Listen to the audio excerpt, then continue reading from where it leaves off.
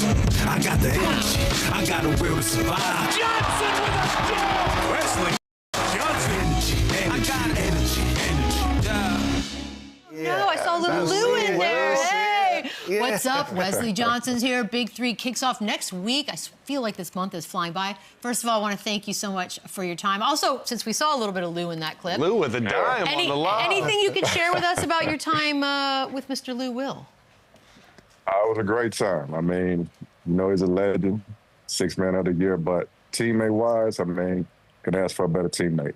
Wow. Man, he was always in the corner dealing with all the stuff I had to deal with in the locker room with Doc. I mean, voice of reason, voice of, like, calmness, but playing alongside of him, I mean, it was some of the best I had. Hold on. No, we're not glossing over that. All my testimonials are pretty consistent. I appreciate that. Wait, so would it be like Doc would say something crazy and Lou'd be like, don't listen? Like, how does that go? Nah, it would be, everybody knew what it was. I mean, I just think his way with me was going to be trying to get something out of me that he thought that I wasn't bringing. And he would be like, you know what, stay calm. I mean, hear him out or whatever the case may be, but he was always in my corner. I appreciate that. Appreciate that, and our love is mutual, man. Appreciate the kind words, Wes. I want to get into this. I want to get into this NBA Finals, man. You know, obviously Indiana with the crazy comeback, Game 1, Game 2. OKC looks more like themselves, and they tie this thing up. From your point of view, how do you see this thing playing out from here on out? Oh, it's gonna be a dogfight, bro. I see it like these 2 young teams, especially you look at OKC. They're a well-oiled machine. As far as the defensive-wise, you look at plug and play. Shai's headlining it. You know, J-Dub is right there second in command, but you see all the guys out there doing what they need to do. But you can't count Indiana out because Tyrese, I know he doesn't have like the craziest stat lines every night, but they're always consistent when how they play. You just look at Rick being adaptable throughout the years and playing the guys accordingly. That's why they in the position they're in. But for me, I think it's going to go 7. I mean, you can say, oh, OKC 6 or whatever, but 7, I think that's what it's going to be. Because it's going to be a fight when they get back up to Indiana. Yeah. Wes, you mentioned Tyrese Halliburton, and obviously he struggled last night. He only had 5 points. Then he kind of threw in 12, and the game was kind of over late. Right. Are these the type of games why he got that overrated vote, which I think is ridiculous? I think everyone else now, or now why he's not considered a superstar because of games like this? Yeah, you could say that. I think so. I think it's fair to say like you can get that overrated thing because he doesn't come out and give you the 28, 12, and 7 like every night, but he does stuff to help the team win. He plays winning basketball. Yeah. But for me, watching him, I think for me, just being like a fan more so than playing, he needs to come out aggressive early. Like, regular season over, bro. It's the finals. Like, leave it all out there from the jump. From the jump, you got to be aggressive. I mean, you can get yourself going like you've been going, but now this ain't the time like to coast through it and fill it out. You got to go and make an imprint from the jump. I also think the problem with that is so many point guards now get buckets and score at such a high clip, and that's not necessarily his game to where that kind of title comes from. You know what I mean? Like Trae Young, the LaMelo Balls, they can go. Yeah. That's why, because he's different. I feel like he's in a catch weight. Like he can score the basketball, but he's also a facilitator. He's also a playmaker. He has to find that sweet spot. My problem is he doesn't use his ability to score to make plays to open up the floor for everybody else. Yeah. What do you think, Wes? Agreed. I mean, you see him as he get going like in the 4th quarter, or you see him making plays throughout spurts of the game. But if he's able to come out and be aggressive, it's going to open up so much more for everybody else. Like you can see everybody around him when they playing, I would say, the system basketball he's playing, knocking down shots. So if he's coming out with an aggressive mindset, it's going to open up the floor for all the shooters. And then now that defense that we talked about with OKC, now he's going to put them to the test and see how good they really are. Yeah, absolutely. And we can't take away the clutch shots. Obviously, that's been unbelievable. We just want to see it throughout the whole game. Yeah, right. Wes, I want to ask you about SGA, man. I was having a conversation with one of my friends, and he was asking me about SGA, and I said, "This is gonna sound crazy." I said, "But we're looking at Kobe Bryant being created. We're looking at like that next generation of Kobe's and this and that." And he was like, SGA? And I said, absolutely. Through the first 2 games, he's put 72 points on the board. Do you see any similarities in his game and Kobe's? He's not phased. I can say that with Kobe. He was never phased with anything. Right. And you see SJ throughout the course, being thrown double teams, being fouled, being pushed. He's not phased with nothing. And he's getting to his spots. He's playing his game. He's getting to that mid-range. You can throw anybody at him. He's going to get to the mid-range. He's getting to the cup. And he has a dog. And it's quiet. He ain't loud talking to it, but you're starting to see it come out in him. Pushing people back, talking back to people. But that mentality of not being fazed by anything, those are comparisons I see with him. Right. All right, so we got the big three kicking off on Saturday. That got here really, really quick. You're with the LA Riot. Your team, I love a good on-paper conversation, right? Dwight Howard, Jeff Teague, Jordan Crawford, Elijah Stewart. It feels like you guys should be the top dogs in this thing. How are you feeling about your chances? I'm feeling good. I mean, we're going to see coming up on the 14th.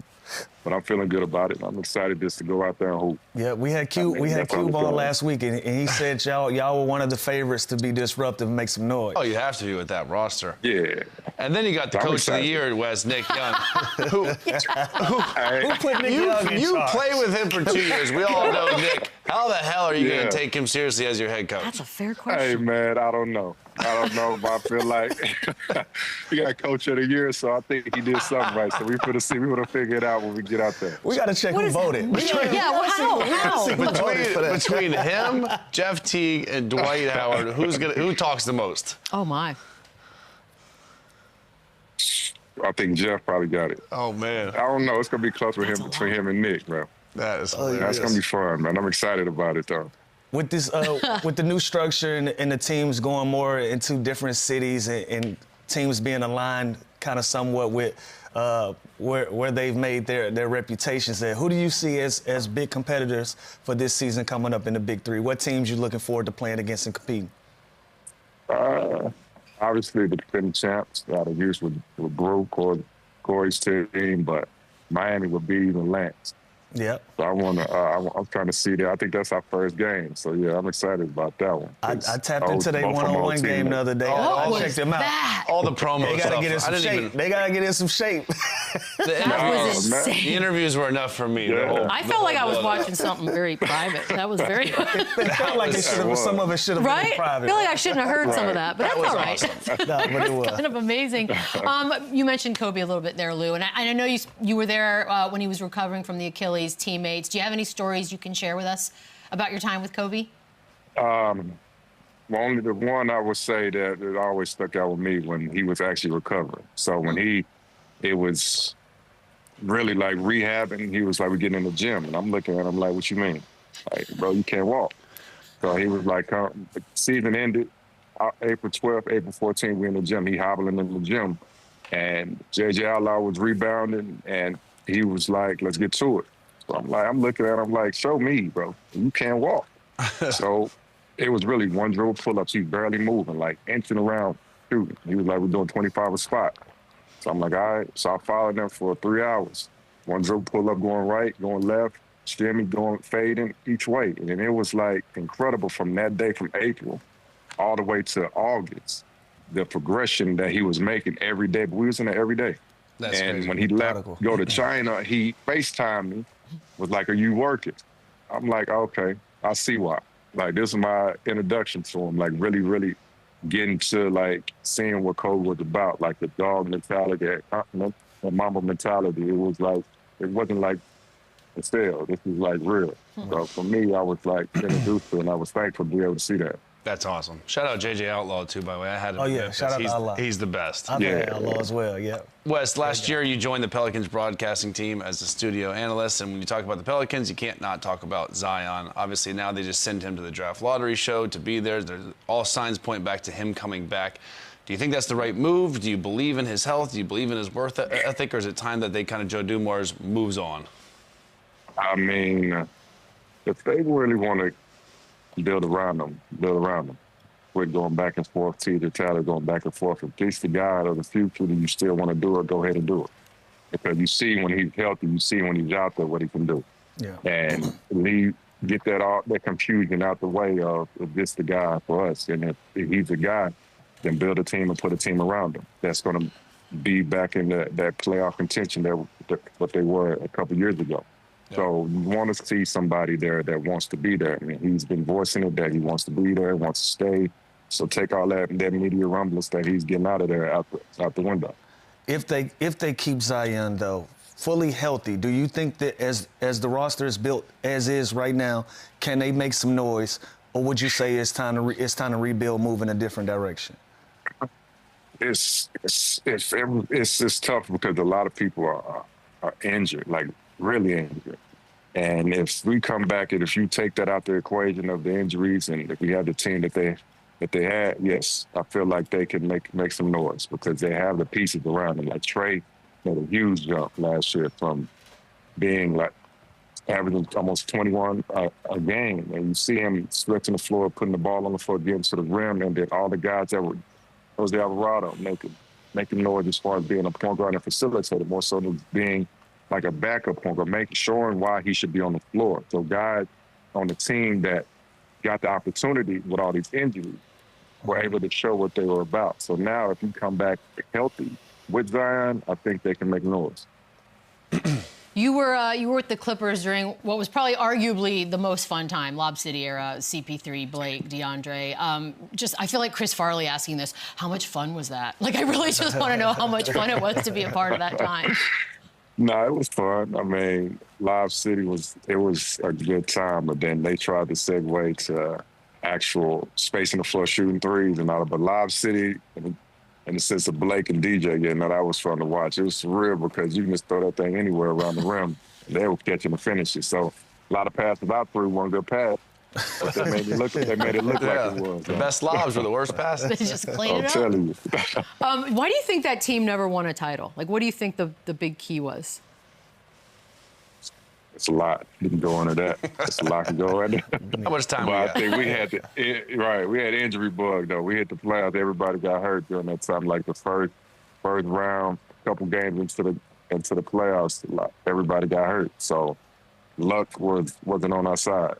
And Wes, after you retired, you did a player development gig with the Clippers and Ty Lue. Obviously, he gets a lot of praise. Yeah. What separates him different from other coaches that you've had? I think his own on-fly adjustments, how he sees the game throughout the course of the game, how it's going. Like he's able to shift gears on the fly, and for me it's crazy to see. Like you've been around coaches, you play, and this ain't working, and you want to make something, and he's able to shift gears and switch and adapt on the fly. Not this, of course. Okay, I got a new team coming in next season in the summer. No, he's able to do it throughout the course of the game. And for me to see the knowledge and his approach and how he's able to take the coach's opinions and really take that into consideration and then apply it into the game while it's going, that's for me makes him one of the best. Yeah. Wes, we appreciate the time. Yes, Best sir. of luck kicking things off Saturday. Appreciate it, Wes. Appreciate it. Keep it up. Appreciate y'all, man. Yes, sir. Appreciate it, man. Good seeing y'all too, bro. Yes, sir. Good seeing you, man. Likewise. Taking a quick break. Run it back, yeah. Run it up, run it back, yeah, yeah. Run it up, run it back, run it up, run it back, run it up, run it back.